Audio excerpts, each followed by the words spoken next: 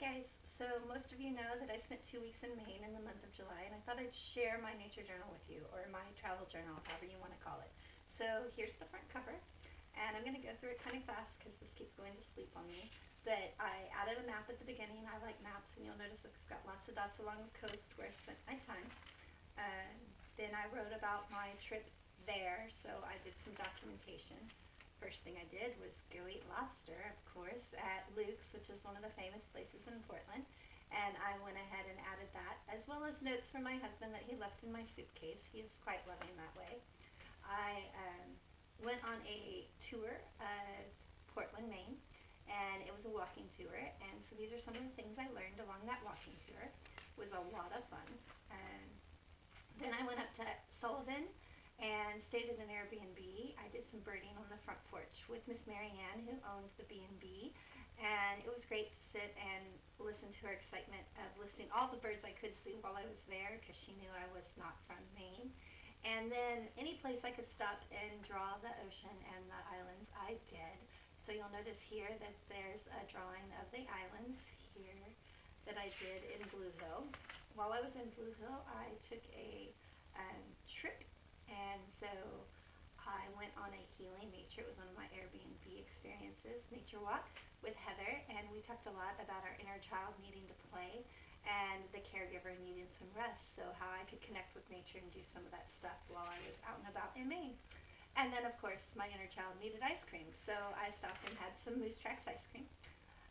The next day I went to Acadia National Park and spent the whole day there. It was great fun. I love these islands that I now know are called Porcupine Island, and so you'll notice the pine trees kind of look like the quills of a porcupine. And I loved this short, squatty lighthouse on Egg Rock, and it has been named the ugliest lighthouse 2 years in a row, but I think it's so cute and little and square, which is unusual. Again, I put a map of Acadia here, and I'm going to put a picture of me when I get them printed right here. I haven't done that yet. This was one of my favorite lighthouses that I spent some time with. I sat there and drew it. It's kind of short and squatty too, but in a different way. Actually, I could just say that all lighthouses are my favorite, because in Portland there was one called Bug Light. I loved it too. So this one I was kind of sad because people would just walk up, take a picture of it, and kind of say, well, check that off the list, and kept going. So while I sat there and drew it, I probably saw 15 or 20 people come and go, with very few stopping to truly enjoy it. Another map, I threw them in when I could, when I got them, of the park itself and Bar Harbor, because I spent a couple of days in and around that area. And some of my trips included walks and hikes, so I wrote about that while I was in Bar Harbor. And didn't do a lot of drawing on those trails because I was connecting with children. Go figure. I'm a kid magnet. I did some tide pulling with some kids on that particular trail instead of journaling like I wanted to. And some other stuff from Acadia, some notes from my husband, who stuck them everywhere in every spot he could find. My lunch kit. And so here I had some lobster again at Beals Pier, another great place to have lobster. Then the next day I went on a boat tour. While I was on the boat, I just listed everything we saw with great intentions of drawing it all later. I drew some of it, but not all of it. But I do have this great list of everything we talked about. The naturalist was amazing. I highly recommend Skye. I want to make sure she gets recognition anywhere that I can give it to her. She did this great little lobster trivia section, and I found something very similar in a magazine, so I cut it out and put it here. And another note from my husband. And here's where I drew some of the things that we saw along the way while we were out on the tour. When I got home that evening, I was looking through the Airbnb magazine at the Airbnb. I didn't even know they had a magazine. And I found this great article on why we should use pen and paper as we travel, because it slows our mind down to the speed of handwriting. And I just loved that saying, so I tore the magazine apart. On the left-hand side of this page, you'll see that there's a 5-second birding list. I really enjoyed that. It was also in that magazine. I had set the intention to see a fox while I was in Maine. I did not see a fox in life, and I didn't set my intention properly because fox came in the way of potato chips and magazine pictures and things like that, but never in real life. So also, I am not an alcohol drinker, but I do love a good root beer. Probably drank my weight in root beer while I was there. Pretty awesome. Then I got to CETL, which is where I was going in the first place, the Center for Ecological Teaching and Learning. This is where I met my grad professor and friend, Colleen, and some of her friends, and learned how to nature journals. The first night I got there, it was just Colleen and I. We went over to Quoddy Head, which is her favorite place, and one that's very near and dear to my heart. It's the easternmost point and has this cute red and white striped lighthouse on it. And as I got to the front gate, CETL gave me a feather. And one of the things I always did 10 years ago was wear the feathers in my hair. When we'd come across them, we'd stick them into my braids because I always wore my hair braided. So some of the things we did. Saw a bird. The first day of nature printing did not go very great. I had the wrong equipment and didn't know it until we had several failures. So these are some of my better failures here. Another note from my husband, a list of some of the people I met and what we did while we were there. This was one of my favorite activities. Let me see if I can make it just a little bit bigger so y'all can see it. Oh, that did not do what I wanted it to. Now I can't figure out how to fix it. Alright, I'm trying this again. Make it slightly bigger so you can see it. Alright, so this is a watercolor activity where you splash the page in watercolor and you lay your leaves down on it, then you splash another color on top of that, a darker color on top of that, and then you put another piece of paper on top of those leaves and you put a book on it and you let it dry, and that pressure pushes those leaves into the paint and gets this look.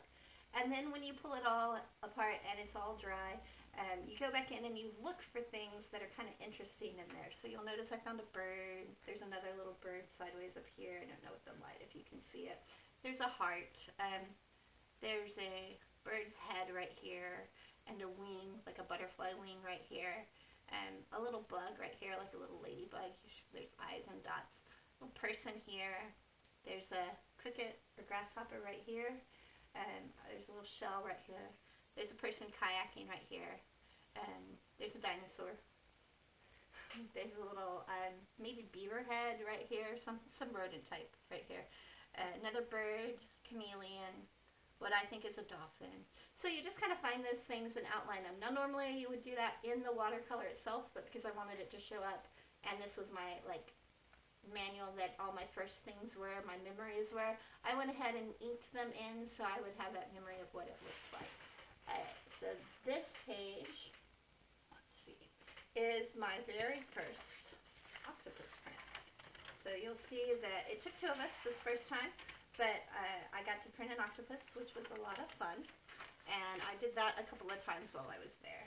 But after the frustration of my gel pad being the wrong gel pad, I went back to watercolor and did some more watercolor prints just to kind of give me some success, and found out that I really loved this process on fabric, which I did as well. Then I moved to somebody else's gel print. I borrowed it when they were through with it and did these great things. So there was success. I did actually learn to nature print while I was there. This is my second octopus. He is upside down, or she, but I think it's a he.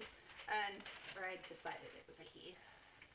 So he came out with a little two-tone look, and I think he's pretty cool. I have some other octopus that may go up on the wall later. Again, I did a lot of writing. I don't usually do this much writing in a journal, but I wanted to capture all the things we did while we were there. Some fish prints, some with and without watercolor backgrounds, which I thought were fun. Some more writing, some birds that I saw that I didn't actually really put anywhere in there, as well as a deer butt that I had hoped would be a moose, but was not. It was just a deer butt. The turkey were everywhere when I was at an Airbnb in Appleton. And then I was really excited because I thought this beaver ran across the road, but he was really a groundhog, I think.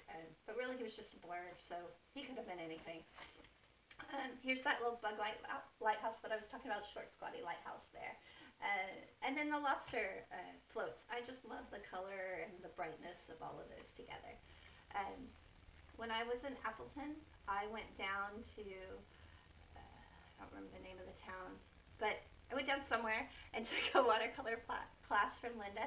This was the gift she gave me of reminding me to loosen up and play with the watercolors because my very first try was very tight. and I did some other pieces that you can see on my website if you'd like to look at them.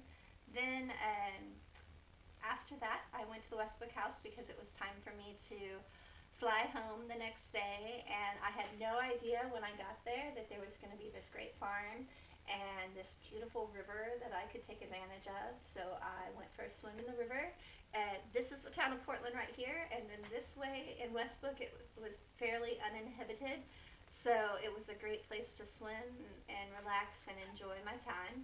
I picked up a few leaves while I was in Appleton and Westbrook, pressed them, and when I got home they were still in my journal, so I went ahead and taped them to a page. Actually, I think all of these are from Appleton. Yes, it says so right here.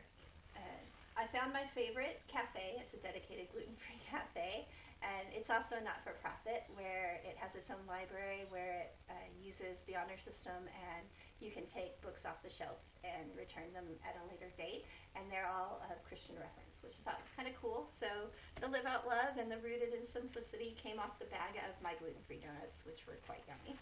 And then when I got home, I got this lovely letter from, it's actually not in here anymore, but from the Nature Printing Society that said, sorry you didn't make it, here are all the great freebies we were going to give you. So I have some things to play with when I get time in the next few weeks. But that was my journey to Maine. I'm, fingers crossed, going back soon, I hope. And I can't wait to have you enjoy this video. Have a great day.